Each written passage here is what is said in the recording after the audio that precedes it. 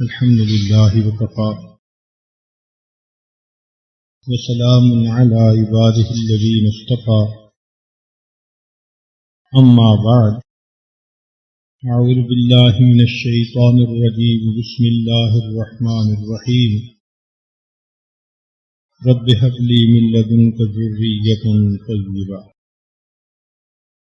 سبحان ربك رب العزة عما يصفون وسلام على المرسلين والحمد لله رب العالمين اللهم صل على سيدنا محمد وعلى آل سيدنا محمد وبارك وسلم اللهم صل على سيدنا محمد وعلى آل سيدنا محمد وبارك وسلم اللهم صل على سيدنا محمد وعلى آل سیدنا محمد وبارک وسلم۔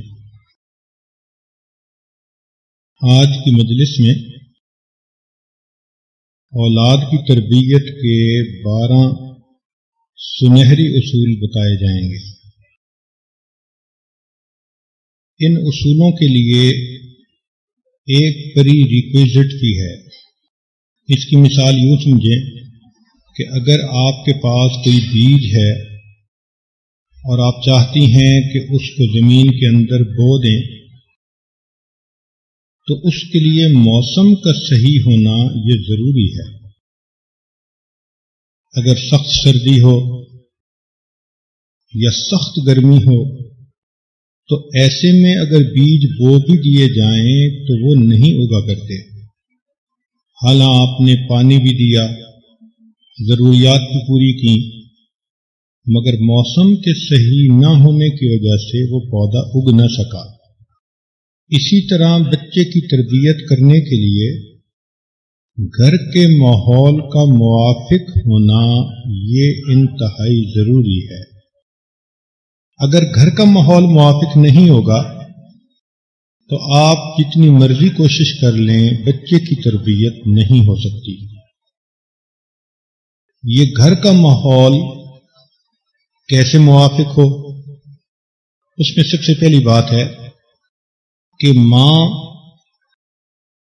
تربیت کرنے کے لیے تیار ہو اور ذہنی طور پر پرسکون ہو۔ اب ایک خاوند اپنی بیوی کو ہی ٹف ٹائم دیتا ہے، وہ پریشان رہتی ہے، روتی رہتی ہے، یا اگر تربیت کے لیے کوئی کوشش کرتی بھی ہے تو خاوند بچوں کے سامنے بیوی کو ہی ڈانٹ دیتا ہے۔ تو جب بچوں کے سامنے ماں ہی کی بے عزتی ہوگی تو بچے ماں کی بات کیا مانیں گے؟ تو یہ خاوند کی ذمہ داری ہے کہ بچوں کی نظر میں ماں کا ایک مقام بنائے، بچوں کو یہ محسوس ہو کہ یہ با اختیار ماں ہے، جو کہے گی وہ ہو جائے گا۔ اور اگر ماں کو ہی ڈانٹ پڑتی رہے بچوں کے سامنے تو بچے بھی اس ماں کا کہنا نہیں مانیں گے۔ تو سب سے پہلا کام کہ خاوند اپنی بیوی کو پوری سپورٹ دے، تائید دے، تاکہ بچوں کے ذہن میں یہ بات بیٹھے کہ امی جو کہہ رہی ہے ہمیں وہ بات ماننی ہے۔ اور دوسرا یہ کہ خاوند اپنی بیوی کو خوش رکھے۔ اگر بیوی کو ہی پریشان رکھے گا، وہ اپنے ہی مسائل میں الجھی رہے گی تو بچوں پہ کیا توجہ دے گی؟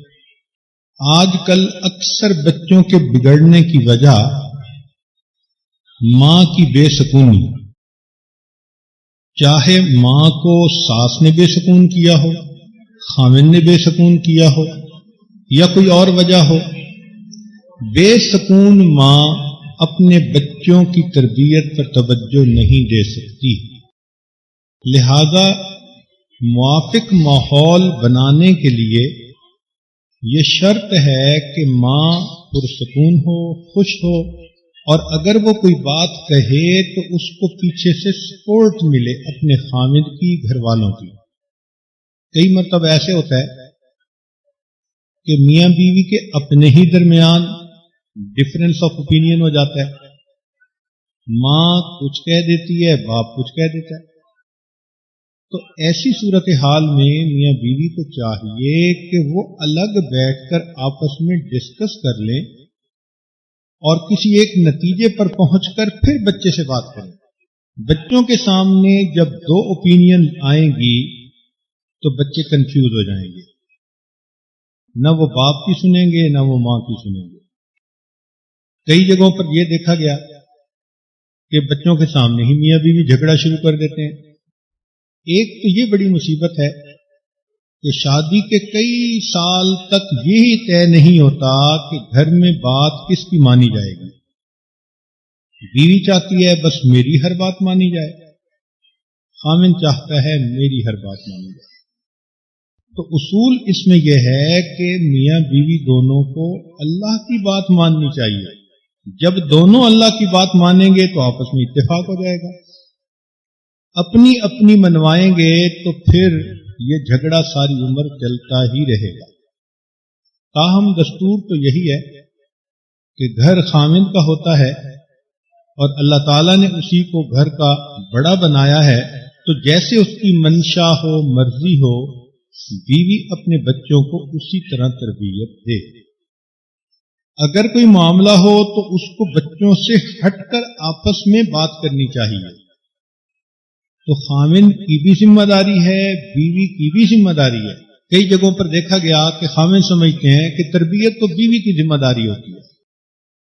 بیوی کی ذمہ داری ہے مگر بیوی کو سپورٹ کی ضرورت ہے، مدد کی ضرورت ہے. تو خامن کو چاہیے کہ وہ اس کو بیک اپ کرے، اور بیوی کی یہ ذمہ داری ہے کہ بچوں کی نظر میں باپ کی عظمت کو بٹھائے، ان کو سمجھائے کہ یہ تمہارے ابو ہیں. تو خامن بچوں کی نظر میں ماں کی عظمت بنائے اور بیوی بچوں کی نظر میں باپ کی عظمت کو پیدا کرے، تو پھر بچے ماں باپ دونوں کی باتوں کو مانیں گے. کئی جگہوں پر میاں بیوی دونوں اپنے بچوں کی اچھی تربیت کرنا چاہتے ہیں، گھر کا ماحول موافق نہیں ہوتا. مثلاً ساس سسر ساتھ رہتے ہیں، نندے ہیں، تو میاں بیوی تو چاہتے ہیں کہ اولاد کو نیک بنائیں، اور باقی گھر کے لوگ صبح و شام ٹی وی دیکھنے کے عادی ہیں. اب ایک مصیبت بن گئی، ماں باپ بچے کو کمرے میں روک بھی نہیں سکتے، اور ذرا باہر نکلے تو گانوں کی آوازیں اور سکرین کے اوپر حرکت کرتے ہوئے جسم بچے کو نظر آتے ہیں تو بچہ ادھر کھینچتا ہے. تو ایسے میں ماں باپ کو چاہیے کہ وہ اپنے والدین سے یہ ریکویسٹ کریں کہ ہم اپنے بچے کو نیک بنانا چاہتے ہیں، برائے مہربانی ہمارا تعاون کریں. اس لیے شریعت نے کہا کہ سب سے اعلیٰ بات تو یہی ہوتی ہے کہ شادی کے بعد اپنے بیٹے کو قریب میں مکان لے کر دے دیا جائے، تاکہ ماں باپ کے ساتھ بھی رہے مگر ان کا اپنا ایک ماحول بھی رہے. اس طرح جھگڑے ہی ختم ہو جاتے ہیں. ورنہ ہم نے دیکھا کہ میاں بیوی خون کے آنسو روتے ہیں، جتنا بچوں کو سمجھاتے ہیں، ساس صاحبہ یا سسر صاحب فسق و فجور کی لائن پر زندگی گزارنے والے ہوتے ہیں، وہ الٹا پورے کام کو ہی بگاڑ کے رکھ دیتے ہیں. تو اس میں ان تین چیزوں کا موافق ہونا یہ ضروری ہے. پہلی بات کہ ماں پرسکون ہو، خوش ہو اور اس کو خامن کی تائید حاصل ہو. دوسری بات کہ ماں نے بچوں کے دل میں باپ کا وقار بٹھایا ہو، عظمت بٹھائی ہو، اور بچوں کو پتا ہو کہ ابو نے جو کہنا ہے ہمیں وہی کرنا ہے. اور تیسری چیز کہ گھر کا ماحول موافق ہو. اگر دوسرے لوگ گھر میں رہتے ہیں تو وہ بھی ان بچوں کا خیال رکھیں کہ یہ بچے اگر نیکی کی تربیت پا رہے ہیں تو ہم ان کو فسق و فجور کی طرف مت بلائیں. جب یہ سارا ماحول ٹھیک ہو جائے تو یہ پری ریکویزٹ ہے. اب آپ یوں سمجھیے کہ بچے کی تربیت کرنی آسان ہو جائے گی. تو بچے کی تربیت کے 12 اصول، ان میں سے سب سے پہلا دعا کرنا. آدمی کی نظر عام طور پر اس طرف جاتی ہے کہ میں یہ کروں گی، میں یہ کروں گی. یہ ذہن میں رکھیں کہ انسان کاموں کے کرنے کے لیے جو اسباب بھی اختیار کرتا ہے، دعا ان سب میں سے بہترین سبب ہوتی ہے۔ اس لیے پہلا قدم یہ کہ ماں باپ اولاد کے لیے دعا کرے، اے اللہ ہمارے بچوں کو نیک بنا دے۔ نمازوں کے بعد دعا کریں، تہجد کے بعد دعا کریں، تلاوت قرآن مجید کے بعد دعا کریں۔ دعا کبھی رائے گاہ نہیں جاتی، اور ہم نے دیکھا ہے کہ ماں کی دعائیں بالآخر رنگ لایا کرتی ہیں۔ بڑے بڑے فاسق و فاجر قسم کے بچے ماں باپ کی دعاؤں کی وجہ سے بالآخر نیکوکار پرہیزگار بن جاتے ہیں۔ کئی خوش قسمت مائیں ایسی بھی ہوتی ہیں جو تہجد کے وقت اٹھ کر اللہ کے حضور دامن پھیلاتی ہیں اور بچوں کے لیے دعائیں کرتی ہیں۔ اس عاجز کو بچپن کی بات یاد ہے۔ یہ وہ عمر تھی کہ جب یہ عاجز اپنی والدہ کے ساتھ ایک بستر پہ سوتا تھا۔ 2 سال 3 سال کی عمر ہوگی، تو رات میں کئی مرتبہ آنکھ کھلتی تو یہ عاجز دیکھتا کہ والدہ بستر پہ نہیں، اٹھ کے بیٹھ جاتا۔ تو عموماً یہی دیکھتا کہ سرہانے کی طرف والدہ صاحبہ نے مصلی بچھایا ہوتا تھا، تو وہ اس کے اوپر تہجد کے نفل پڑھ رہی ہوتی تھی۔ ان کی عادت یہ تھی کہ نماز مکمل کرنے کے بعد وہ اونچی آواز سے جہر کے ساتھ دعا مانگتی تھی، اور اپنی اولاد میں سے ہر بیٹے اور ہر بیٹی کا نام لے کے دعا مانگتی تھی۔ تو کئی مرتبہ ایسا ہوتا کہ یہ عاجز جب والدہ کو دعا مانگتے دیکھتا تو انتظار کرتا کہ اب میرا نام کب آئے گا۔ حالانکہ چھوٹا تھا، پتہ نہیں تھا کہ والدہ کون سی دعا مانگ رہی ہے اور کیا ہوتا ہے۔ یہ صرف اتنی سمجھ تھی کہ بڑے بھائیوں کے بہنوں کے نام لیے جا رہے ہیں، اب ایک وقت آئے گا کہ میرا بھی نام لیا جائے۔ اور جب والدہ آخر پہ اس عاجز کا نام لے کے دعائیں مانگتی تھیں تو پھر یہ عاجز آرام اطمینان سے سو جاتا تھا۔ آج احساس ہوتا ہے کہ شاید والدہ کی تہجد کی وہ دعائیں ہی ہیں جنہوں نے اس عاجز کی جہالت پر پردہ ڈالا ہوا۔ تو ماں باپ کی دعائیں اولاد کو نیک بخت بنا دیتی ہیں۔ آپ نے حسن بصری رحمۃ اللہ علیہ کی شاگردہ کا واقعہ سنا ہوگا کہ وہ آپ کی مجالس میں آتی تھی، نیکوکار تھی، بیوہ ہو گئی، ایک ہی بیٹا تھا۔ وہ بچہ جب جوان ہوا اور اس کو باہر کی ہوا لگی تو وہ بگڑ گیا۔ اب ماں بیچاری تو گھر میں ہی دیکھ سکتی ہے نا، باہر کے معاملات کو تو ماں نہیں دیکھ سکتی۔ وہ بچے کو بڑا سمجھاتی، مگر بچے نے اس کی کان پہ جوں بھی نہ رینگتی۔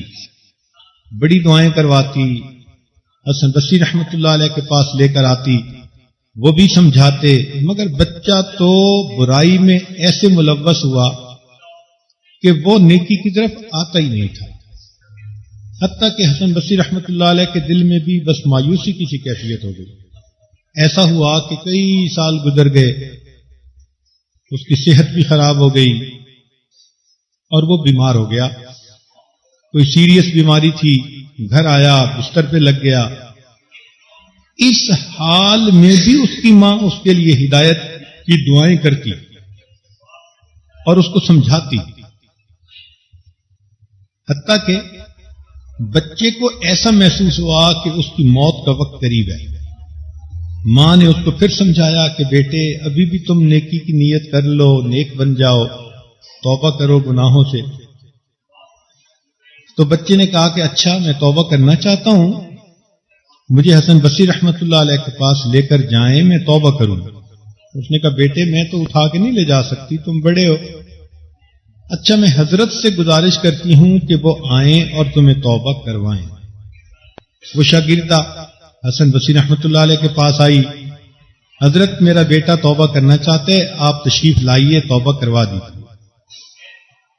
حضرت اس وقت آرام کرنا چاہتے تھے، ظہر کے بعد کا وقت تھا، اور اس کے بعد انہوں نے درس قرآن دینا تھا، اور اگر آرام نہ کرتے تو درس قرآن نہ دے پاتے صحیح طرح۔ تو انہوں نے سمجھا اس بچے نے پہلے بھی کئی مرتبہ بات سنی اور نہیں مانی، اب بھی اسی طرح میرا وقت ضائع کرے گا، تو انہوں نے کہہ دیا کہ بھئی آپ جائیں، میں اس بچے کے پیچھے اپنا وقت ضائع نہیں کر سکتا۔ ماں واپس آ گئی، اس نے بچے کو بتایا کہ تم نے ان کا اتنا دل دکھایا ہوا ہے کہ وہ کہتے ہیں کہ میں اس کے پیچھے اپنا وقت نہیں ضائع کر سکتا۔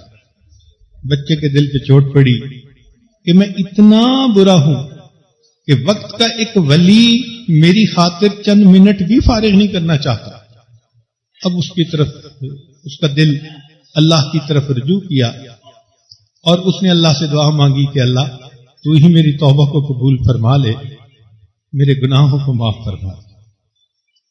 اور اس کے بعد اس نے اپنی والدہ سے کہا کہ امی اب میری موت کا وقت قریب ہے، جب میں مر جاؤں ایک تو مجھے گھر میں دفن کرنا، کہ قبرستان میں دفن کرو گی تو قبرستان کے دوسرے مردوں کو میری وجہ سے تکلیف نہ پہنچے، اور دوسرا یہ کہ جب میں مر جاؤں تو میرے گلے میں اپنا دوپٹہ ڈال کے میری لاش کو گھسیٹنا، اس لیے کہ جب کتا مر جاتا ہے تو اس کی لاش کو گھسیٹا جاتا ہے۔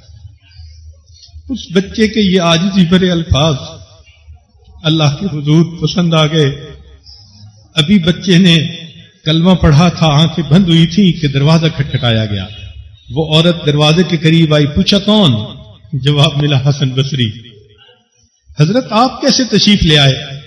فرمایا کہ میں سو گیا تھا، خواب میں مجھے اشارہ ہوا کہ حسن بصری تو میرا کیسا ولی ہے کہ میرے ایک ولی کا جنازہ پڑھنے سے انکار کرتا ہے، میں آپ کے بیٹے کا جنازہ پڑھنے کے لیے حاضر ہوں۔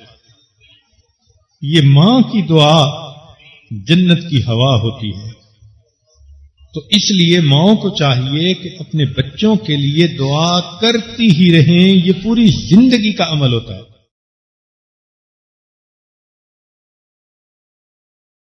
دعا میں دو باتیں ہوتی ہیں، ایک دعا تو یہ کریں کہ اللہ ان کا دل نیکی پر جما دے اور ان کو شر سے بچا دے، اور دوسری دعا یہ بھی کریں کہ اللہ بچوں کی تربیت کے بارے میں برموقع جو بات ہو وہ میرے دل میں ڈال دیجئے تاکہ میں صحیح فیصلہ کروں۔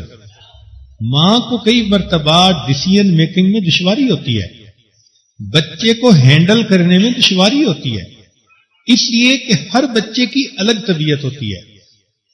کچھ بچوں کی طبیعت میں تیزی ہوتی ہے، کچھ کی طبیعت میں دھیما پن ہوتا ہے، دونوں کو ہینڈل کرنے کا طریقہ ڈیفرنٹ ہے۔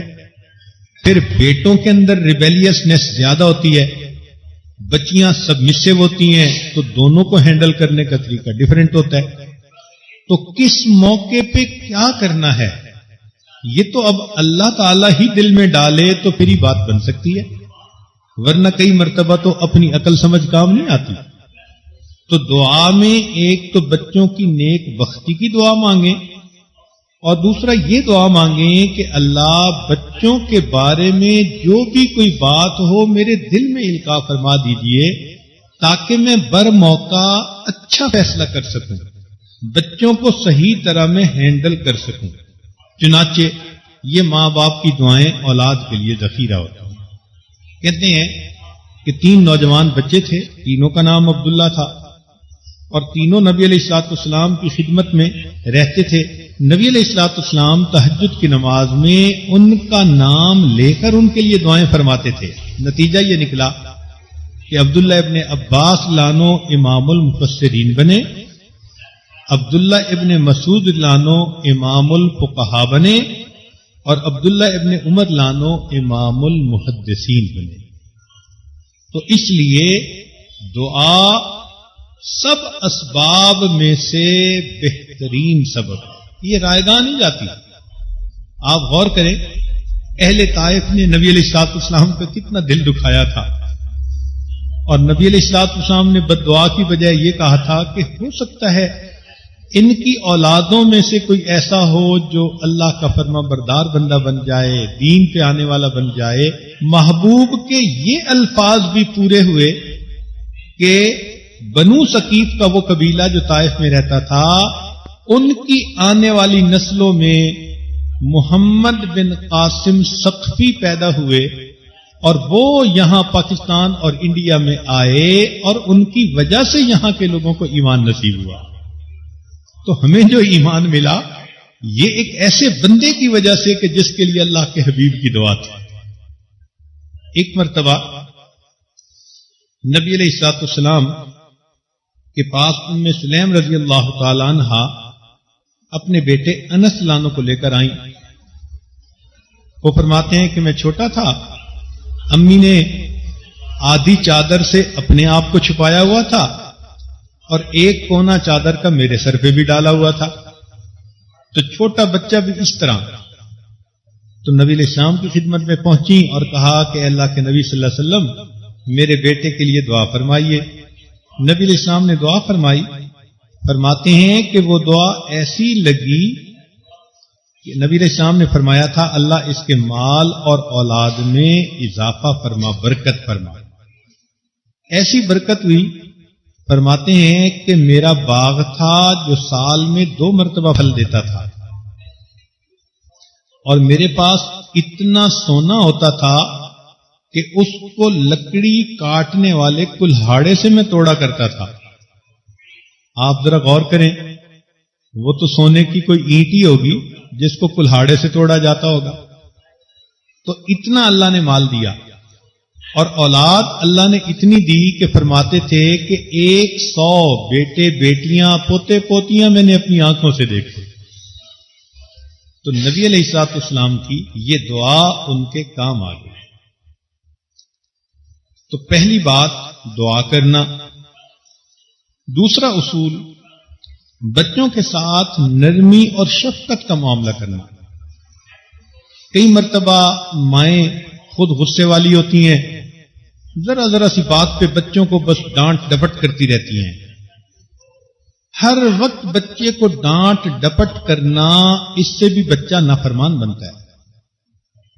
بچہ چھوٹا ہوتا ہے، کچا ہوتا ہے، اس کا دل محبت کو جلدی قبول کرتا ہے. لہذا نرمی اور شفقت کے ساتھ.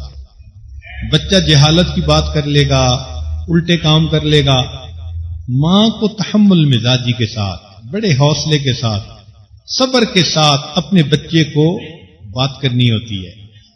تو نرمی اور شفقت یہ بچوں کی تربیت کا دوسرا اصول ہے. ابن عباس عنہ فرماتے ہیں میں اپنی خالہ میمونہ رضی اللہ تعالی عنہا کے ساتھ رات کے پاس ایک رات ٹھہرا. نبی علیہ الصلوۃ والسلام بھی ان کے پاس اس رات ٹھہرے تھے.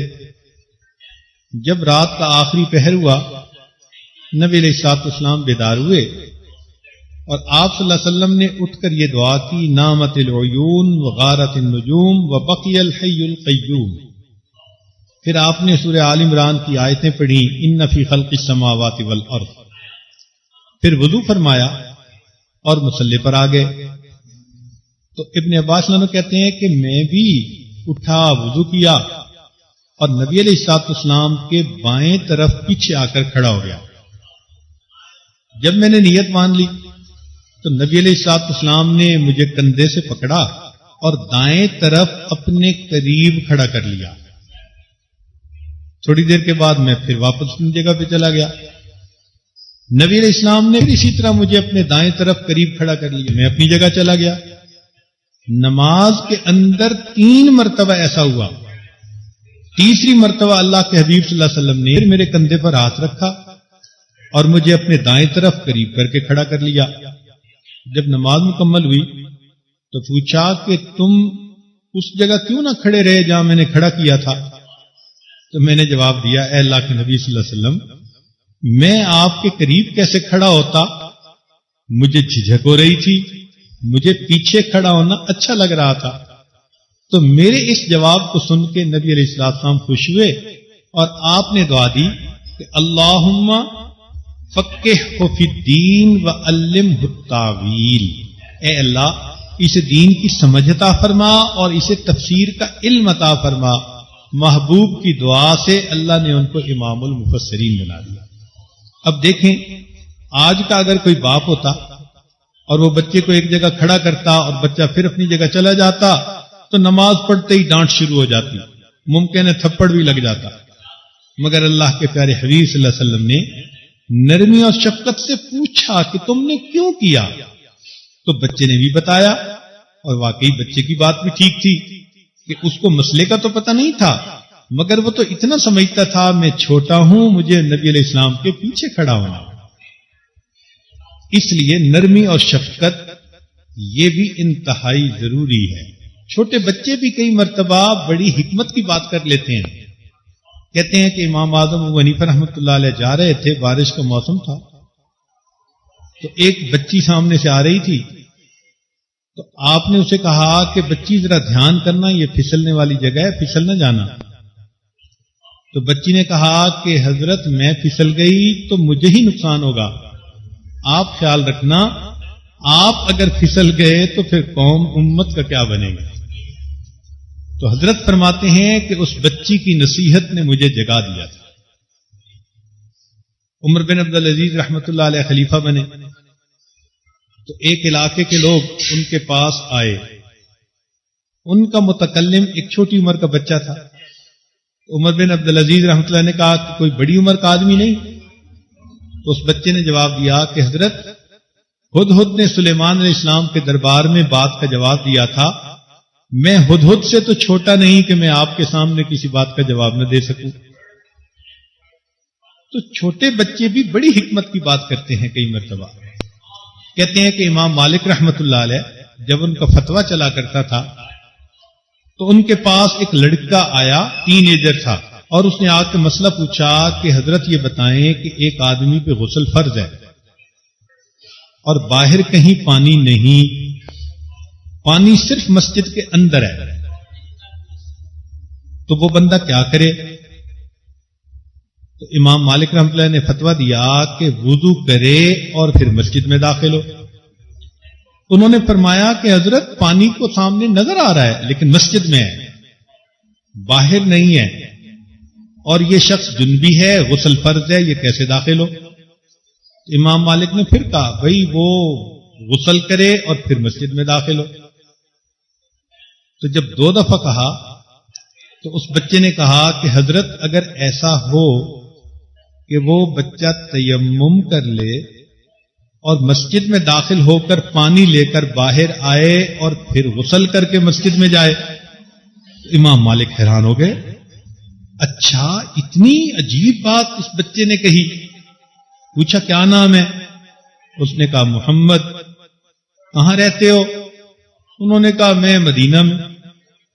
تو امام مالک رحمت اللہ علیہ خاموش ہو گئے۔ جب وہ بچہ چلا گیا تو امام مالک نے پوچھا یہ مدینہ میں کہاں رہتا ہے؟ تو لوگوں نے کہا کہ حضرت یہ امام ابو حنیفہ رحمت اللہ کا شاگرد امام محمد ہے، اور اس نے مدینہ کا لفظ ذو معنی استعمال کیا کہ میں شہر کا رہنے والا ہوں، دیہات کا رہنے والا نہیں ہوں۔ تو امام مالک حیران ہو گئے۔ حدیث مبارکہ میں ہے، بخاری شریف کی روایت ہے، اللہ تعالیٰ نرمی کو پسند کرتے ہیں۔ اللہ تعالیٰ نرمی کرنے والا ہے اور تمام کاموں میں نرمی کو پسند کرتا ہے۔ ایک حدیث مبارکہ میں ہے، ہر آسانی نرمی کرنے والے شخص پر جہنم کو حرام کر دیا جاتا ہے۔ طبرانی شریف کی ایک روایت ہے، توجہ فرمائیں، نبی علیہ السلام نے ارشاد فرمایا بے شک اللہ تعالیٰ نرمی کو پسند کرتا ہے اور اس سے راضی ہوتا ہے اور اس پر ایسی مدد کرتا ہے جو سختی پر نہیں کرتا۔ اب یہ بڑی اہم بات ہے کہ اللہ تعالیٰ نرمی پر وہ مدد فرماتا ہے جو مدد کے وہ سختی کے اوپر نہیں فرماتا۔ اس کا مطلب یہ ہوا کہ بچوں کے ساتھ پیار، محبت، شفقت کا سلوک کریں گے تو وہ جلدی تربیت پائیں گے، سختی کا سلوک ہر وقت کریں گے تو جلدی تربیت نہیں پائیں گے۔ محبت نرمی کی وجہ سے ہوتی ہے۔ بچے کو تو جو محبت کی بات کر دے بچے اسی کے ہو جاتے ہیں، تو ماں محبت شفقت دے گی تو بچے میں اپنائیت آئے گی، پھر وہ ماں کی بات بھی مانیں گے۔ تو پہلا اصول دعا کرنا، دوسرا اصول نرمی اور شفقت کا معاملہ کرنا، اور تیسرا اصول کے مناسب وقت پہ بات کرنا۔ آپ نے سنا ہوگا کہ بر موقع بات سونے کی ڈلیوں کی مانند ہوتی ہے۔ وقت پہ بات بندہ کر دے تو اس کا اثر زیادہ ہوتا ہے۔ stitch in time saves 9. تو بچوں کو بے وقت اگر آپ کوئی بات کریں گی تو وہ نہیں سنیں گے. موقع کے مناسب بات کرنا. اچھا وہ مواقع کون کون سے ہیں سنیے. آپ نے تجربہ کیا ہوگا کہ بچے جب ماں باپ کے ساتھ سفر کرنے لگتے ہیں نا، راستے میں، کار کے اندر، گاڑی میں، اس وقت وہ بہت کوسچنز کرتے ہیں، اس لیے کہ بچوں کا اس وقت ریسیپشن کا موڈ ہوتا ہے. وہ بہترین موقع ہوتا ہے ان کو بات کرنے کا. ایک ایک بات بچے پوچھ رہے ہوتے ہیں، امی یہ کیا ہے، ابو یہ کیا ہے، یہ ایسے کیوں ہے. وہ اس بچے کا لرننگ کرو ہوتا ہے. جب بچہ اس موڈ میں ہو کہ وہ خود باتیں پوچھ رہا ہے تو وہ اس کو بات کرنے کا بہترین وقت ہے. اس کا ذہن قبول کرتا ہے بات کو. اللہ کے پیارے حبیب صلی اللہ علیہ وسلم نے ایسے موقع پہ نصیحتیں فرمائیں. دلیل حدیث پاک سے ابن عباس عنہ فرماتے ہیں کہ میں نبی علیہ السلام کے پیچھے تھا، ردیف تھا، خچر پہ سوار تھا. تو نبی علیہ السلام نے فرمایا، یا غلام، اے لڑکے، احفظ اللہ یحفظ کا، احفظ اللہ تجدہ تجاہک. دیکھو اللہ کے پیارے حبیب صلی اللہ علیہ وسلم نے کیسی برموقع بات فرمائی، اور یہ بات ابن عباس عنہ کے دل میں بیٹھ گئی. اسی طرح عبداللہ ابن جعفر عنہ فرماتے ہیں کہ میں نبی علیہ السلام کے ساتھ سواری پہ سوار جا رہا تھا تو نبی علیہ السلام نے بڑے رازدارانہ لہجے میں کہا کہ دیکھو جب قضائے حاجت کے لیے جانا ہو تو جہاں کھجوروں کے درختوں کا جھنڈ ہوتا ہے مجھے پردے کی وہ جگہ زیادہ پسند ہے. تو راستے میں سواری کے وقت بچے کو اگر کوئی بات کی جائے تو وہ اس کے دماغ پہ جلدی اثر کرتی ہے. دوسرا وقت رات کو سونے کا. آپ نے دیکھا ہوگا کہ سوتے وقت بچے اپنی ماں سے بات کرنا چاہتے ہیں، سننا چاہتے ہیں. تو کئی ماؤں کو دیکھا کوئی مرغی کی کہانی سنا رہی ہوتی ہے، کوئی چھپکلی کی کہانی سنا رہی ہوتی ہے، یہ وقت کو ضائع کر رہی ہوتی ہے. وہ بہترین وقت ہوتا ہے بچے کی تربیت کا. تو عورتوں کو چاہیے کہ وہ قصص النبیین پڑھیں، اولیاء کے واقعات پڑھیں، نبی علیہ الصلوۃ والسلام کی سیرت کا مطالعہ کریں، اور اس سونے کے وقت میں بچوں کو وہ واقعات سنائیں جو ان کے لیے تربیت کا سبب بن جائیں.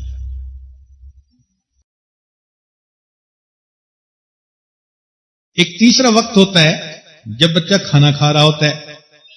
اس وقت بھی بچہ بہت باتیں کرتا پوچھتا ہے. نبی علیہ الصلوۃ والسلام نے کھانے کے وقت بھی نصیحتیں فرمائیں. چنانچہ بخاری شریف کی روایت ہے کہ عمر بن ابی سلمہ رضی اللہ تعالی عنہ سے نبی علیہ الصلوۃ والسلام نے فرمایا، کل بیمینک وکل مما یلیک، کہ اپنے دائیں ہاتھ سے کھاؤ اور اپنے قریب سے کھاؤ. وہ کہتے ہیں کہ میں برتن میں کہیں کہیں جہاں سے جی چاہتا وہاں سے گوشت اٹھا اٹھا کے کھا رہا تھا. تو اللہ کے نبی صلی اللہ علیہ وسلم نے پیار سے نصیحت کی کہ دائیں ہاتھ سے کھاؤ اور اپنے قریب سے کھاؤ. تو یہ کھانے کا وقت بھی بچوں کو سمجھانے کا بہترین وقت ہوتا ہے. اور ایک اور چوتھا وقت ہے، وہ ہے بیماری کا وقت. جب کبھی بچے کی طبیعت خراب ہو تو بچے کا دل موم ہوتا ہے، وہ محبت چاہتا ہے. اگر اس وقت ماں اس سے بیٹھ کے پیار کی بات کر رہی ہو تو وہ بات کو جلدی مان لیتا ہے. تو اس وقت میں بھی نبی علیہ الصلوۃ والسلام نے بچوں کو نصیحت فرمائی. چنانچہ حدیث پاک میں ہے کہ ایک یہودی کا بیٹا تھا، نبی علیہ الصلوۃ والسلام کے پاس آتا، بیٹھتا، آپ کو بہت پسند کرتا تھا یہودی کا بیٹا. نبی علیہ الصلوۃ والسلام اس سے بس پیار محبت کا تعلق رکھتے، مگر آپ نے اس کو دعوت کبھی نہیں دی. ایک دن وہ بچہ بیمار ہو گیا تو اللہ کے نبی صلی اللہ علیہ وسلم کو پتہ چلا تو آپ نے فرمایا کہ اس بچے کی عیادت کرنے لیے چلے.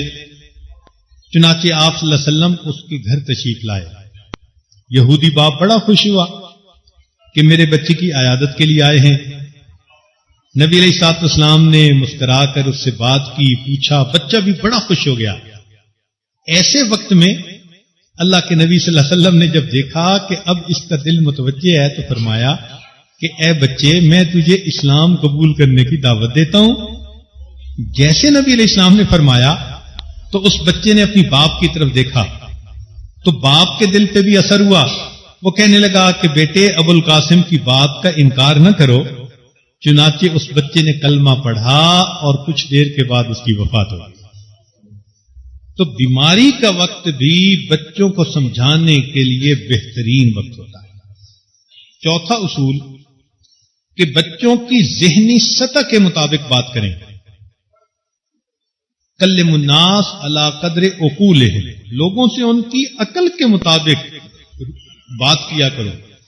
تو بچوں کا ذہن چھوٹا ہوتا ہے تو ان کو بات بھی بہت سمپلیفائی کر کے بہت سمجھا کے کرنی پڑتی ہے. عام طور پہ مائیں ایک بات کر دیتی ہیں اور اگر بچے نہ سمجھیں تو بس ڈانٹ ڈپٹ. اس طرح کام نہیں چلتا. بچوں کی ذہنی سطح کو دیکھ کے اس کے مطابق بات کریں. چنانچہ اس کی دلیل حدیث پاک سے ملتی ہے. توجہ فرمائیں. نبی علیہ السلام جب بدر کے لیے تشریف لے گئے تو راستے میں ایک جگہ آپ صلی اللہ علیہ وسلم نے صحابہ کو بھیجا کہ جائیں اور دشمن کے لشکر کی خبر لے کے آئیں. تو صحابہ رضوان کو ایک لڑکا مل گیا جو کفار کے لشکر میں رہا تھا اور اس کو اس کے بارے میں پورا پتا تھا. صحابہ نے اس کو پکڑ لیا. اس سے پوچھا بتاؤ بھائی ان کافروں کی تعداد کتنی ہے؟ وہ کبھی کچھ بتائے کبھی کچھ بتائے. صحابہ نے سختی کی حتیٰ کہ اس کی پٹائی بھی کی مگر وہ بتا نہیں پا رہا تھا کہ وہ کتنے ہیں. کبھی کچھ کہتا کبھی کچھ کہتا. صحابہ رضی اللہ عنہ اس کو نبی علیہ السلام کے پاس لے کے آئے. اب میرے آقا صلی اللہ علیہ وسلم کی حکمت دیکھیے، دانائی دیکھیے. اللہ کے حبیب صلی اللہ علیہ وسلم نے اس کو بلایا، پیار سے بات کی اور کہا کہ اچھا یہ بتاؤ کہ یہ لوگ دن میں کتنے جانور ذبح کرتے ہیں؟ اس نے کہا 9 یا 10 جانور ذبح کرتے ہیں. تو نبی علیہ السلام نے فرمایا ایک جانور کا گوشت 100 بندے کھا لیتے ہیں تو معلوم ہوتا ہے کہ یہ لوگ 900 سے 1000 کے قریب ہیں. اب دیکھیے جانوروں کی تعداد تھوڑی تھی، بچے کو صحیح گیس کرنا آسان تھا، لیکن پورے لشکر کی تعداد کو گیس کرنا بچے کے لیے مشکل تھا. تو اللہ کے پیارے حبیب صلی اللہ علیہ وسلم نے کیا حکمت بھرا طریقہ اختیار کیا کہ اس سے پوچھا کہ یہ بتاؤ کہ کتنے جانور ذبح کرتے ہیں، کتنے اونٹ ذبح کرتے ہیں؟ انہوں نے کہا جی 9 یا 10. فرمایا 1000 کے قریب. اسی طرح ایک دفعہ باندی آئی نبی علیہ السلام کی خدمت میں. وہ ان پڑھ تھی تو نبی علیہ السلام نے اس سے پوچھا اللہ کہاں؟ اس نے انگلی کا اشارہ آسمان کی طرف کر دیا. محبوب نے فرمایا کہ اس نے گویا کلمہ پڑھا مسلمان بن گئی. اس کی سمجھ ہی اتنی ہے. ایک مرتبہ ایک حبشن بچی تھی تو نبی علیہ السلام نے اس کو حبشی زبان کے لفظ کہہ کر پکارا. ایک بچی ام خالد تھی تو نبی علیہ السلام ان کے گھر گئے تو اس کی امی نے اس کو کرتا بدلوایا.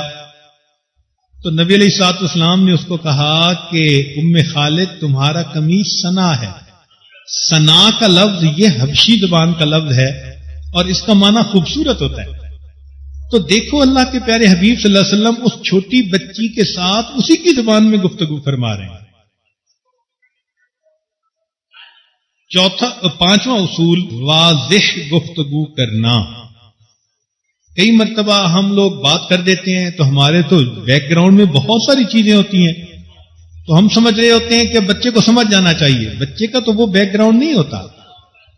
اس لیے بچے کو بڑے کلیئر لفظوں میں بات کرنی پڑتی ہے، واضح گفتگو کرنا پڑتا ہے. چنانچہ حدیث پاک میں ہے نبی علیہ السلام نے فرمایا انس لانو کو اے بیٹے اگر صبح و شام اس حال میں گزار سکو کہ تمہارے سینے میں کینہ نہ ہو تو یہ میری سنت ہے اور جو میری سنت پر عمل کرے گا وہ جنت میں میرے ساتھ ہوگا. اب دیکھیے بات تو سمجھائی لیکن کتنی کرسٹل کلیئر بات فرمائی کہ ایک تو اے بیٹے کہہ کر متوجہ فرمایا اور دوسرا بتایا کہ صبح و شام اس حال میں گزار سکو کہ تمہارے سینے میں کسی کے بارے میں کینہ نہ ہو تو ایسا کرو. پھر آگے یہ بھی کہا کہ یہ میری سنت ہے، یعنی میرا طریقہ ہے. اور پھر آگے بھی بتا دیا کہ جو میری سنت پر عمل کرے گا وہ جنت میں میرے ساتھ ہے. اب اس بات کو سن کے انس رضی اللہ عنہ کے لیے اس پر عمل کرنا کتنا آسان ہو گیا. تو واضح گفتگو کرنی چاہیے. چنانچہ قرآن مجید میں سورہ لقمان کے اندر حضرت لقمان علیہ الصلوۃ والسلام کی نصیحتیں ہیں. انہوں نے کتنی کلیئر، یا بنی لا تشرک باللہ. ان نصیحتوں کو پڑھیں اور اس سے سبق سیکھیں کہ ماں باپ کو اپنے بچوں کو کیسے واضح گفتگو کے ساتھ نصیحت کرنی چاہیے. چھٹا اصول واقعات بیان کرنا.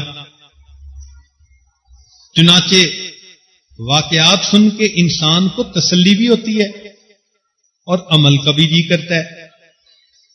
اللہ تعالیٰ قرآن مجید میں فرماتے ہیں وَكُلًّا نَقُصُّ عَلَيْكَ مِنْ أَنْبَاءِ الرُّسُلِ مَا نُثَبِّتُ بِهِ فُؤَادَكَ. اس لیے قرآن مجید میں یوسف علیہ السلام کا واقعہ، حضرت موسیٰ علیہ السلام کا واقعہ، اصحاب کہف کا واقعہ، کتنے واقعات جو بتائے گئے تو یہ صرف وقت گزاری کے لیے نہیں تھے، سبق سیکھنے کے لیے، سمجھانے کے لیے. تو بچوں کو بھی واقعات سے جلدی بات سمجھ میں آتی ہے. آپ بھی اپنے بچوں کو واقعات سنایا کریں. قصص النبیین میں سے پڑھ کے واقعات سنائے.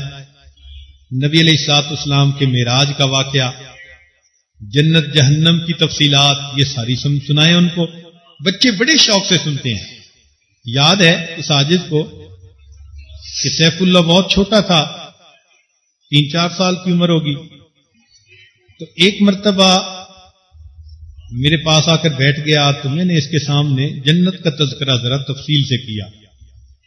ایسے ہوگی، ایسے ہوگی، ایسے اللہ کا دیدار ہوگا. جب کوئی 15-20 منٹ میں نے جنت کا مضمون اس کے سامنے کھولا تو یہ بچہ اتنا مطمئن ہوا کہ سن کے مجھے کہتا ہے کہ ابو جی چلیں جنت میں. تو دیکھیے کہ ابھی بچے کے سامنے بات کی اور ابھی اس کا جنت میں جانے کو دل کر رہا ہے. تو واقعات بیان کرنا یہ بھی بچوں کی تربیت کے لیے ایک انتہائی بہترین اصول ہے. مثال کے طور پہ بنی اسرائیل میں 3 لوگ تھے. ایک آدمی برس کا مریض تھا، دوسرا آدمی گنجا تھا اور تیسرا آدمی اندھا تھا. پریشان زندگی گزار رہے تھے. ایک شخص برس والے مریض کے پاس آیا اور کہا کہ تیرا کیا حال ہے؟ اس نے کہا کیا بتاؤں، برس کا مریض ہوں، لوگ میری شکل دیکھنا پسند نہیں کرتے، نہ میرا کاروبار چلتا ہے. اس آدمی نے دعا دی، برس کی بیماری بھی ختم ہو گئی، اللہ نے اس کو اونٹنی عطا کی. اتنی برکت ہوئی کہ کچھ عرصے کے بعد وہ ہزاروں اونٹوں اور اونٹنیوں کا مالک بن گیا. دوسرے بندے کے پاس گیا، کیا حال ہے؟ اس نے کہا سر پہ بال نہیں اور لوگ میرا مذاق اڑاتے ہیں، کاروبار نہیں چلتا. اس نے دعا دی، اللہ نے خوبصورت بال بھی عطا کر دیے اور ایک گائے بھی عطا کر دی.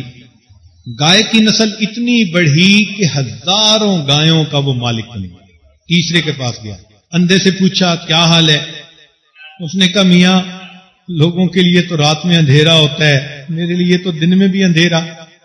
ٹھوکریں کھاتا ہوں، در در کے دھکے، لوگوں سے ٹکڑے مانگتا ہوں، یہ بھی میری کوئی زندگی ہے. اس نے دعا دی، اللہ نے اس کی بینائی بھی ٹھیک کر دی اور ایک بکری دی، اور بکری اتنی بڑھی اس کی نسل کہ وہ ہزاروں بکریوں کا مالک بن گیا. حتیٰ کہ ایک وقت آیا کہ تینوں آدمی بنی اسرائیل کے بڑے امیر بندے کہلانے لگ گئے. اب محلات بنا لیے، حشم و خدم ہیں، لوگ ہیں، نوکر چاکر ہیں، کھانے ہیں، مزے ہیں، بہاریں ہیں. جب یہ لوگ نعمتوں کی زندگی گزار رہے تھے تو وہ بندہ پہلے کے پاس آیا، میں محتاج ہوں، آپ کے پاس بہت کچھ ہے، ایک وقت تھا کچھ نہیں تھا، اللہ نے آپ کو اتنا کچھ دیا، مجھے اللہ کے نام پہ دے دیں. اس کو بڑا غصہ آیا. تم نے یہ کیسے کہا کہ تمہارے پاس کچھ نہیں تھا؟ میں تو امیر باپ کا بیٹا، میرا دادا امیر، فلاں امیر، چلے جاؤ یہاں سے۔ اس نے جھڑک کے وہاں سے نکال دیا۔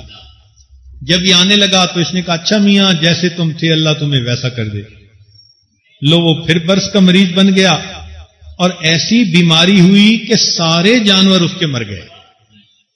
دوسرے کے پاس گیا یہ آدمی، اس کو کہا کہ بھئی محتاج ہوں، اللہ کے نام پہ کچھ دے دو، ایک وقت تھا تمہارے پاس کچھ نہیں تھا، آج تو بہت کچھ ہے۔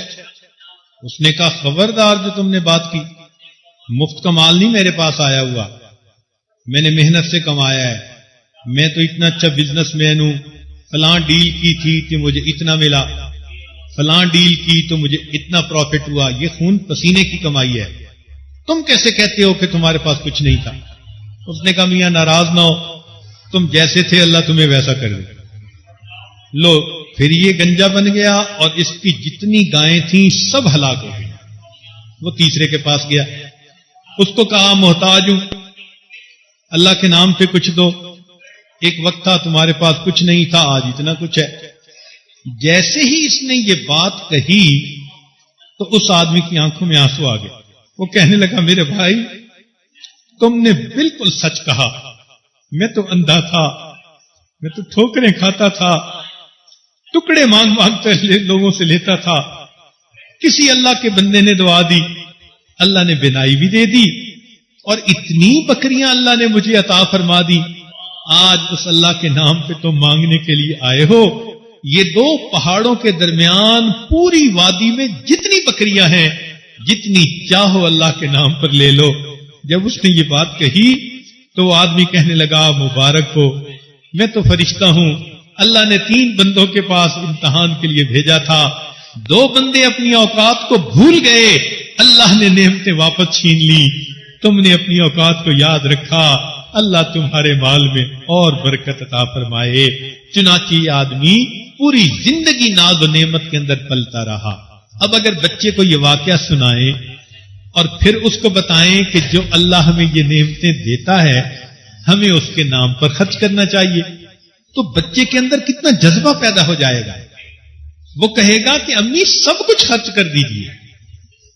اس طرح انبیاء کرام کے، اولیاء کرام کے واقعات سنا کر اس سے نتیجہ نکالا کریں اور پھر بچے کو سکھایا کریں کہ یہ ہونا چاہیے، تو بچے پر پھر ایسی بات جلدی اثر کرتی ہے، یہ بات اس کے ذہن نشیں ہو جاتی ہے۔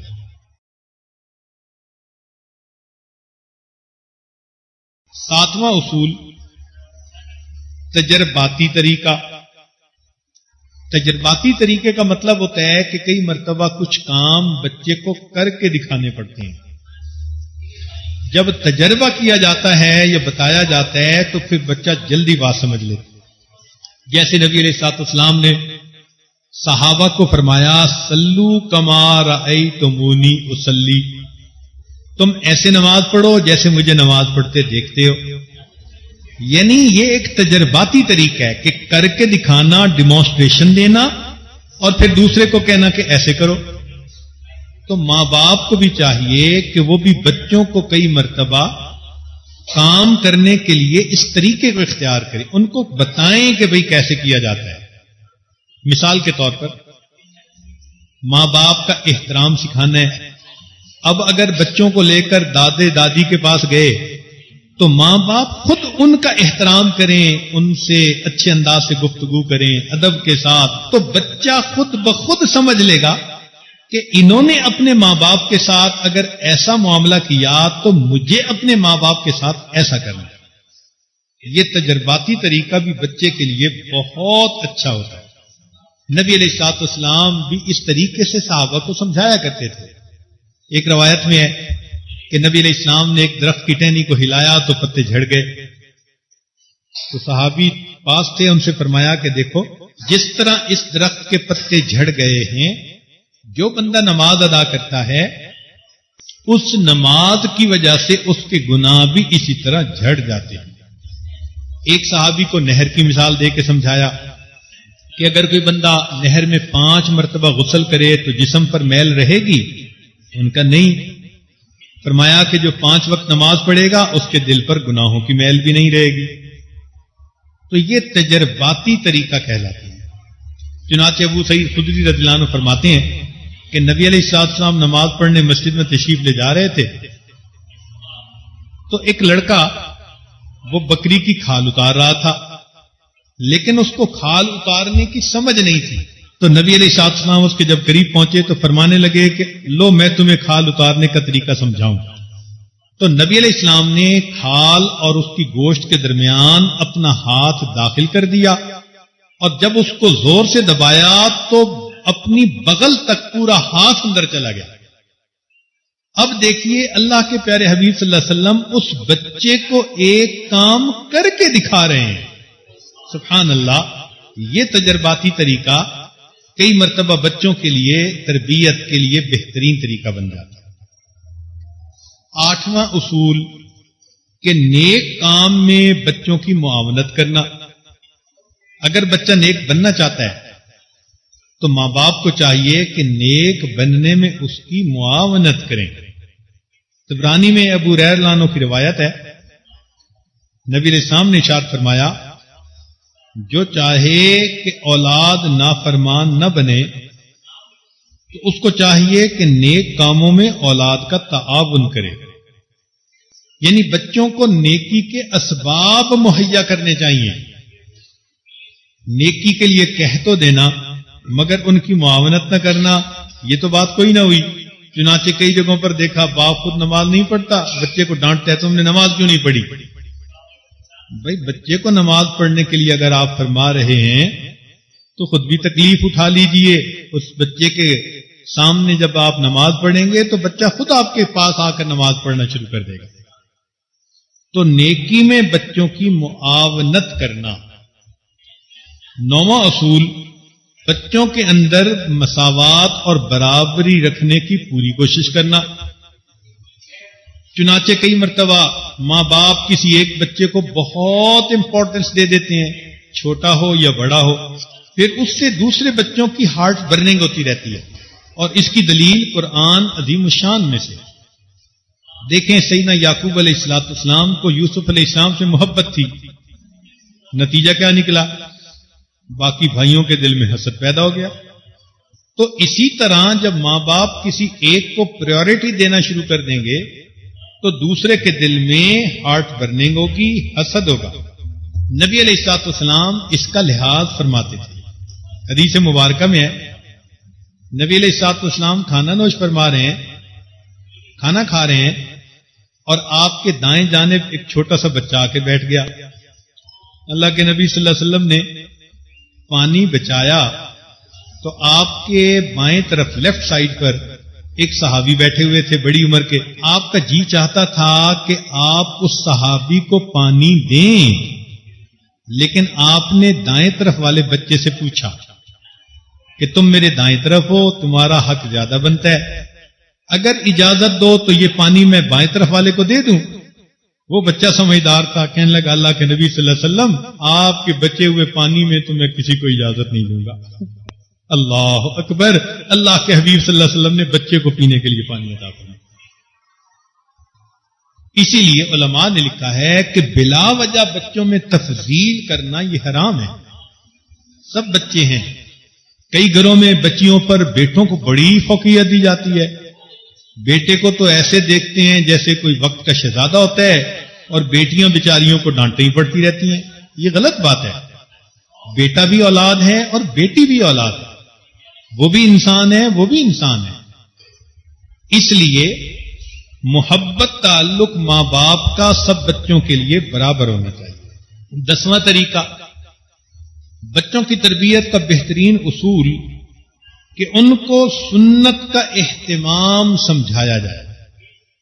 ماں کو چاہیے کہ ہر موقع پہ بتائے بیٹے یہ نبی صلی اللہ علیہ وسلم کی سنت ہے. پہلے آپ کی محبت دل میں بٹھائی جائے اور پھر جب آپ بتائیں گی کہ ہمارے حبیب صلی اللہ علیہ وسلم، آقا صلی اللہ علیہ وسلم ایسے کرتے تھے تو پھر بچہ شوق سے ویسے کرے گا. سیرت کی مثال نیلے آسمان کی طرح. دنیا میں جہاں بھی آپ ہوں ذرا آنکھ اٹھائیں آپ کو نیلا آسمان نظر آئے گا. زندگی کے کسی موڑ پہ بھی آپ کھڑی ہیں، ذرا آنکھ اٹھا کے دیکھیں، میرے آقا کی سیرت نیلے آسمان کی طرح نظر آئے، ہر قدم پہ رہنمائی، ہر جگہ پہ رہنمائی۔ کوئی زندگی کا گوشہ ایسا نہیں جس میں میرے آقا صلی اللہ علیہ وسلم نے رہنمائی نہیں۔ تو اس لیے یہ سب سے آسان طریقہ کہ بچے کو سنت کی عظمت سکھائیں، اس کے دل میں سنت کی اتباع کا شوق پیدا کریں، اور پھر بتا دیں کہ میرا بیٹا ایسا کرنا سنت ہے، بچے کی خود بخود تربیت ہوتی جائے۔ 11واں طریقہ، بچے ہوتے ہیں،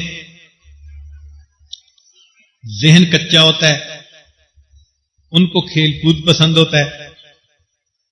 کہتے ہیں کہ امام شافعی رحمت اللہ علیہ بہت چھوٹی عمر میں درس قرآن دینے لگ گئے تھے، اور ان کی مجلس میں بڑی بڑی عمر کے لوگ، مشائخ جو تھے وہ بھی آ کے بیٹھتے تھے۔ ایک دن وہ درس قرآن دے رہے تھے کہ 2 چڑیاں آپس میں لڑتی لڑتی ان کے قریب آ کے گریں، تو جیسے آ کے گریں انہوں نے اپنے سر سے ٹوپی اتاری اور چڑیوں کے اوپر ڈال دی۔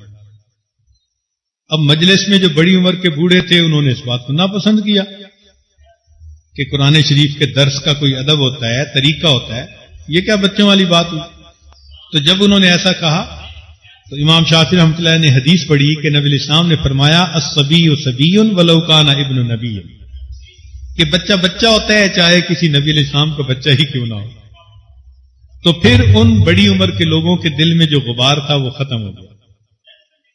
اس لیے بچے کئی مرتبہ کھیل کود کے لیے چیزیں پسند کرتے ہیں، لہذا ان کو ایسے کھلونے لے کر دیں جن سے کہ وہ تعلیم پا سکیں۔ آج کل کے زمانے میں کفار نے ایک نیا طرز تعلیم نکالا ہے، اس کو کہتے ہیں ایجوٹینمنٹ۔ ایجوٹینمنٹ کا مطلب ہوتا ہے کہ ایجوکیشن تھرو انٹرٹینمنٹ، کہ بچہ کھیلے بھی صحیح اور علم بھی حاصل کر لے۔ یہ بڑا عجیب طریقہ ہے۔ تو گھر میں بچوں کو جو کھلونے لے کے دیں، خواہ مخواہ واہیات قسم کے کھلونے لے کے دینے کی ضرورت نہیں ہے، ایسے لے کے دیں کہ جن سے بچہ کچھ سیکھے، کچھ پائے۔ ایسی قسم کے کھلونے بچوں کو لے کے دینے چاہیے۔ سیدہ عائشہ صدیقہ رضی اللہ تعالیٰ عنہ شادی کے بعد بھی گڑیوں سے کھیلتی تھی۔ وہ گڑیاں ایسی تھیں کہ ان کی آنکھیں نہیں ہوتی تھیں، بس شکل سی تھی، تو عمر چونکہ چھوٹی تھی، 9 سال کی تھی، تو گڑیوں سے کھیلتی تھی۔ اللہ کے حبیب صلی اللہ علیہ وسلم ان کو کھیلتا دیکھ کے خوش ہوتے تھے۔ ابو عمیر ایک چھوٹے صحابی لڑکے تھے، انہوں نے چڑیا پالی ہوئی تھی، جیسے گھروں میں طوطا پال لیتے ہیں یا کوئی اور چیز مینا پال لیتے ہیں، تو وہ اس چڑیا کے ساتھ کھیلتے تھے۔ حضرت حسن رضی اللہ تعالیٰ عنہ، ان کے قریب ایک کتے کا بچہ تھا، تو وہ ان کو اچھا لگتا تھا، وہ اس کو روٹی ڈال دیا کرتے تھے۔ تو دیکھو یہ بچے اس دور میں بھی کچھ نہ کچھ کھیلنے کا ان کا سبب تھا، اس لیے یہ کھلونے یا ایسی چیزیں بچوں کی زندگی میں ہوتی ہیں، مگر اس پر آپ غور کریں کہ یہ چیزیں بگاڑنے والی نہیں ہونی چاہیے۔ مثال کے طور پہ اب بچہ اگر کہتا ہے جی کہ مجھے میوزک سننے کے لیے فلاں چیز لے کر دیں، تو ایسی چیزیں نہیں لے کے دینی چاہیے۔ ہاں قرآن کی تلاوت سننا چاہتا ہے، نعت سننا چاہتا ہے، تو اس کے لیے لے کے دینی ہے۔ تو چیزیں بھی ایسی جو ان کے نیک بننے میں ان کی معاون ہے۔ آج کل مائیں اپنی مصروفیت کی وجہ سے بچوں کو مصروف کرنا چاہتی ہیں کہ میں اپنا کام کر سکوں، تو یہ کارٹون وغیرہ لگا کے دے دیتی ہیں ٹی وی کے اوپر، اور بچوں کو پھر ٹی وی دیکھنے کی عادت پڑ جاتی ہے۔ اس کے لیے زیادہ بہتر یہ ہے کہ اگر بچے ذرا بڑی عمر کے ہیں تو ان کو ایک چھوٹا سا کمپیوٹر لے کر دے دیا جائے، اور اس کمپیوٹر پر ان کو گیمز لگا کے دے دیے، کچھ پروگرام ایسے ہوتے ہیں کہ ان میں گیمز ہوتی ہیں. مثلا ایک آدمی ہے وہ ایک جگہ پار کرتا ہے, پھر دوسری جگہ, پھر تیسری سٹیج, پھر چوتھی سٹیج, تو بچے اس میں بیٹھ کے کھیلتے رہتے ہیں, ان کا وقت گزر جاتا ہے. اس قسم کے کھلونے ٹی وی کی نسبت بدرجہ بہتر ہیں, لیکن کمپیوٹر میں بچے کو انٹرنیٹ کا کنیکشن کبھی بھی نہیں دینا چاہیے. اور پروگرام وہ ہوں کہ جن کو ماں باپ خود خریدیں اور پھر بچوں کو دیں, تاکہ اس میں بے پردگی کی تصویریں نہ ہوں, موسیقی نہ ہو, اس قسم کی چیزیں نہ ہوں. تو اگر ایسا کر لیا جائے تو ہم نے دیکھا کہ بچوں کے کھیلنے کے لیے بھی ایک صورت نکل آتی ہے, اور وہ پریشان بھی نہیں ہوتے کہ ہمارے لیے تو کرنے کو کچھ بھی نہیں. تو ان کے کھلونے بھی ایسے ہوں کہ جن کھلونوں سے یہ برائی کا اثر نہ لیں. 12واں اصول, ہر وقت بچے کو ملامت نہیں کرنی چاہیے. چھوٹی چھوٹی بات پہ بس تنقید کر دینا, تم نے ٹھیک نہیں کیا, تم نے ایسے نہیں کیا, اس کو تربیت نہیں کہتے. یاد رکھنا, بچوں کو کریٹک کی ضرورت نہیں ہوتی, ناقد کی ضرورت نہیں ہوتی, مصلح کی ضرورت ہوتی ہے, جو پیار سے بات سمجھائے اور اصلاح کرے. اسی لیے انبیاء کرام جب تشریف لائے تو انہوں نے کیا کہا کہ انی لکم ناصح امین, کہ میں تو تمہیں نصیحت کر رہا ہوں. اللہ اکبر. تو ہر وقت ملامت کرنا اور بچوں کے سامنے کرنا, یہ بھی بچوں کے بگڑنے کا سبب, وہ پھر ملامت پروف بن جاتے ہیں بچے. حضرت عمر رضی اللہ عنہ فرماتے تھے کہ تمہارا بیٹا تمہارے ترکش کا تیر ہوتا ہے, جیسے تم بناؤ گے وہ ویسا ہی بنے گا. انس رضی اللہ عنہ فرماتے ہیں کہ میں نے نبی علیہ السلام کی 10 سال خدمت کی, اور 10 سال میں نبی علیہ السلام نے نہ کبھی مجھے مارا, نہ ڈانٹا, نہ کبھی مجھے کوئی بد دعا دی. پورے 10 سال میں ایک بھی موقع ایسا نہیں آیا. سبحان اللہ. ہمارے آقا صلی اللہ علیہ وسلم کی تربیت کا انداز اتنا پیارا تھا کہ پازیٹو وے میں اس بچے کو بات سمجھاتے رہے, کبھی اس کو نہ بد دعا دینے کا موقع آیا, نہ کبھی اس کو ملامت کرنے کا موقع آیا. تو وہ بچہ خود بخود نبی علیہ الصلوۃ والسلام کا عاشق بنے. اسی طرح ماں باپ بھی مثبت طریقہ اختیار کریں. اگر بچے نے کوئی کام الٹا بھی کر دیا تو بجائے اس کو ڈانٹ پلانے کے سمجھا کے بات کریں کہ بیٹے اگر آپ ایسا کرتے تو زیادہ بہتر ہوتا. تو بچہ بات کو سمجھ جائے گا کہ ہاں مجھے ایسے کرنا چاہیے. نبی علیہ السلام کا طرز عمل دیکھیے. انس رضی اللہ عنہ فرماتے ہیں کہ میں اپنی والدہ کے پاس تھا تو ان کے پاس ایک انگور کا گچھا تھا. انہوں نے مجھے دیا اور کہا کہ انس جاؤ اور یہ نبی علیہ السلام کو جا کر ہدیہ دے دو. کہتے ہیں کہ میں وہ انگور کا گچھا لے کر نکلا تو میرے دل میں خیال آیا کہ انگور کیسے ہیں, کھٹے ہیں یا میٹھے. تو میں نے ایک انگور توڑ کے منہ میں ڈال لیا, وہ بڑا میٹھا, بڑا مزیدار. میں نے دوسرا توڑ کے منہ میں ڈال لیا. اب میں نبی علیہ السلام کی طرف بھی جا رہا تھا اور ایک ایک کر کے انگور بھی کھاتا جا رہا تھا, حتیٰ کہ سارا گچھا راستے میں ختم ہو گیا.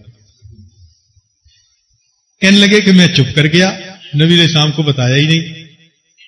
کافی عرصے کے بعد میری والدہ نبی علیہ السلام کی خدمت میں حاضر ہوئی تو باتوں باتوں میں پوچھا کہ اللہ کے نبی صلی اللہ علیہ وسلم میں نے انگور بھیجے تھے, آپ کو پسند آئے؟ تو اللہ کے نبی صلی اللہ علیہ وسلم نے فرمایا مجھے تو نہیں ملے. کہتے ہیں میرا راز کھل گیا. تب میں نے پوری بات بتا دی کہ میں نے تو ایک کھانا شروع کیا تھا اور بس جاتے جاتے وہ ساری ختم ہو گئے. تو اللہ کے نبی صلی اللہ علیہ وسلم مسکرائے اور مجھے کچھ نہیں ڈانٹا, کچھ نہیں کہا. فرمایا کہ اس کے بعد پھر کبھی کبھی اللہ کے حبیب صلی اللہ علیہ وسلم مسکرا کے میری طرف دیکھتے اور میرا کان پکڑ کے کہتے کہ انس میرے انگوروں کا گچھا لاؤ. تو دیکھیے اصلاح کا کیا پیارا طریقہ کہ مسکرا بھی رہے ہیں اور بات بھی ایسی کر رہے ہیں کہ بچہ بھی اس کو انجوائے کر رہا ہے اور اس کو سمجھا بھی رہے ہیں کہ یہ امانت تھی اور تمہیں پہنچانی چاہیے تھی. تو یہ 12 اصول اگر ہم ذہن میں رکھیں تو یہ جنرل اصول کہلائے جاتے ہیں تربیت کے. اب اس کے بعد آگے بچے کی دینی تربیت کیسے کرنی ہے، اخلاقی کیسے کرنی ہے، معاشرتی کیسے کرنی ہے، اس کے لیے الگ الگ عنوان کے ساتھ طریقے بتائے جائیں گے. امید ہے ان 12 اصولوں کو آپ یاد کریں گی اور اس کے مطابق اپنے بچوں کی تربیت کرنے کی کوشش کریں گی. اللہ تعالیٰ آپ کے بچوں کو آپ کی آنکھوں کی ٹھنڈک بنا دے. وآخر دعوانا ان الحمد للہ رب العالمین. دعا کر لیجئے. سبحان ربی العلی الوہاب اللہم صلی علی سیدنا محمد وعلی آل سیدنا محمد وبارک وسلم. اے مالک، ہم آپ کے عاجز مسکین بندے ہیں، ہمارے گناہوں کو معاف فرما، خطاؤں سے درگزر فرما، عیبوں کی پردہ پوشی فرما. اے کریم آقا، رمضان مبارک کا آخری عشرہ شروع ہے، یہ جہنم کی آگ سے آزادی کا عشرہ ہے. اللہ ہم گنہگاروں کو جہنم کی آگ سے آزاد فرما دیجئے. روزوں کو قبول کر لیجئے، تراویح کو قبول کر لیجئے. یہ رحمت کا مہینہ ہے، آپ کی بندیاں اپنے گھروں سے چل کر یہاں آئی بیٹھی ہیں. اللہ ان کے اٹھے ہاتھوں کی لاج رکھ لیجئے. اللہ اولاد کے غموں سے محفوظ فرما، اولاد کے دکھوں سے محفوظ فرما، اولاد کی پریشانیوں سے محفوظ فرما. اولادوں کو ماں باپ کی آنکھوں کی ٹھنڈک بنا. اے اللہ بے اولادوں کو نیک اولاد عطا فرما. اے اللہ جو جوان العمر بچے بچیاں ہیں ان کے نصیب اچھے فرما. رب کریم گھروں کے ماحول کو نیک بنا. نیکی کے راستے کی جو رکاوٹیں ہیں اپنی رحمت سے ان کو دور فرما. اللہ ہمیں بھی اپنے مقبول بندوں اور بندیوں میں شامل فرما. اے کریم آقا، رمضان گزرنے سے پہلے ہمارے گناہوں کی مغفرت فرما. میرے مولا، اعتکاف والے اپنے گھروں کو بچوں کو چھوڑ کر دور قریب سے آ کر یہاں آپ کے در پر بیٹھے ہیں، آپ کی چوکھٹ پکڑ کر دہلیز پر بیٹھے ہیں، دامن پھیلائے ہوئے ہیں، سائل ہیں، منگتے ہیں. اے میرے مولا، اٹھے ہاتھوں کی لاج رکھ لیجئے. رب کریم خالی نہ لوٹائیے. اے مولا محروم نہ فرمائیے. اے کریم آقا، جو کہا سنا گیا عمل کی توفیق عطا فرما دیجئے اور ہمیں اپنے مقبول بندوں میں شامل فرما لیجئے. اس رمضان المبارک کو ہماری بخشش کا ذریعہ بنا دیجئے. صلی اللہ تعالی علی حبیبہ سیدنا محمد و آلہ و اصحابہ اجمعین برحمتک یا ارحم الراحمین.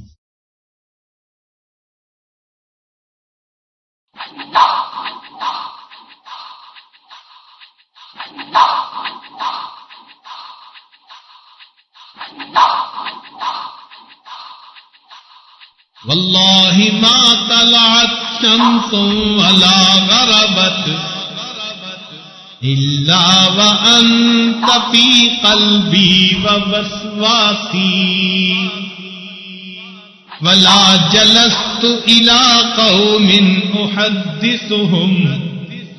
حضرت جی کے عمرہ، حج اور دیگر قیمتی مضامین پر مشتمل بیانات کے اوریجنل کیسٹس اور سیڈیز حاصل کرنے کے لیے موبائل نمبر نوٹ فرما لیجئے 0322 4800 480.